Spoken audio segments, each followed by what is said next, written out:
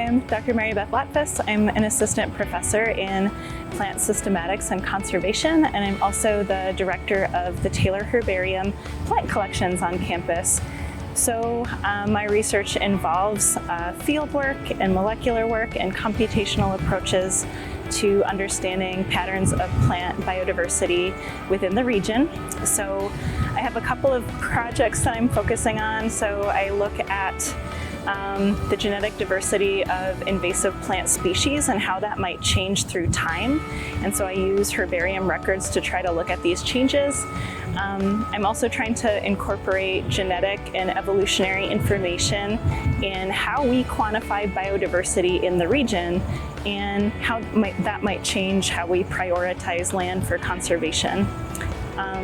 So my typical day includes teaching a lot of plant identification classes, spending time in the molecular lab, the herbarium, and in my office analyzing data, writing grants and manuscripts. Hello, my name is Josh Schleffler and I'm an assistant professor of ecology and rangeland management in natural resource management. I joined the department in 2015, so this is the beginning of my 6th year on the faculty. My research focuses on how plants and ecosystems respond to climate variation and climate change.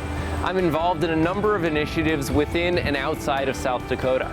First, I work with collaborators at 4 universities around the nation on understanding how forage quality and quantity for caribou in northern Alaska might change over the next 50 years.